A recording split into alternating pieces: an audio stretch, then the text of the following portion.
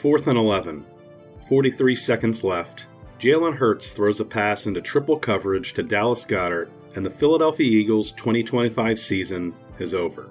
Their quest to repeat as Super Bowl champions ends with a division title in an extremely weak NFC East and a first-round exit at home after resting most of their starters to a San Francisco 49ers team missing several pieces of its defensive core, most of their receivers including George Kittle, who left the game in the second quarter. Now, a lot has been said about the failures of this Eagles team, by everyone from casually insane WIP callers to national pundits. But to really drive this point home, I want you to consider another game that happened this past weekend.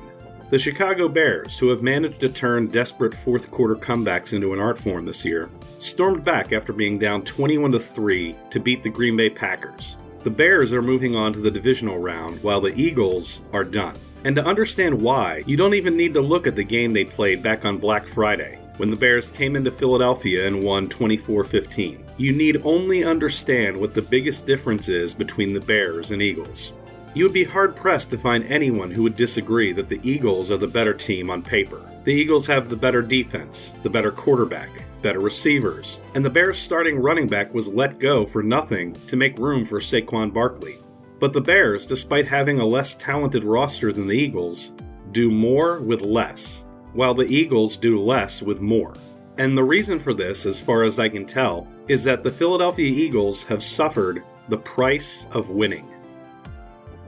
The most vivid and recent example of this phenomenon happened just last year, as the Washington Commanders, led by rookie phenom Jayden Daniels, made the NFC Championship game after squeaking out a wild-card win against the Buccaneers and sufficiently outplaying the top-seed Detroit Lions, before being dismantled by the aforementioned Eagles. Having fallen just one game short of football's ultimate prize, the Commanders organization treated their 2025 offseason not as a team that needed to replenish and strengthen their core while continuing to improve, but that they were in a championship window and needed to build a roster in order to contend for a Super Bowl. This meant sacrificing draft capital, which is used to acquire young, cheap talent, to instead focus on signing expensive and in some cases aging veterans on an already older roster. The problem with this approach was simple, because although they were one win away from reaching the Super Bowl, they were not, in fact, a serious contender.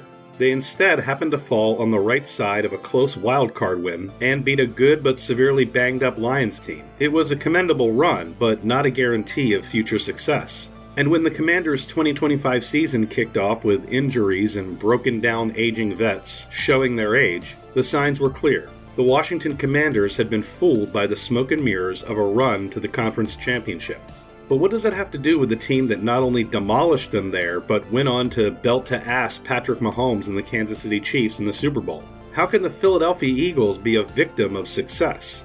Well, being a victim of one's own success means having key flaws, which are masked by winning. And just as the 2024 Washington Commanders were unable to see the overall flaws in their roster, the 2024 Super Bowl champions were unable to see a glaring issue, that their offense is incapable of efficiently moving the ball. In the Super Bowl, the Eagles beat the brakes off the Kansas City Chiefs. But let me ask you a question. How many touchdown drives did the offense have? How many times did they start the ball in their own territory, drive down the field, and score a touchdown? Would it surprise you to learn that the answer is 1? Their 4 touchdowns consisted of a pick six, another interception that set them up in the red zone, the dagger, which followed a turnover on downs in Chiefs territory. Only one time did this offense take the ball, march down the field, and punch it in the end zone.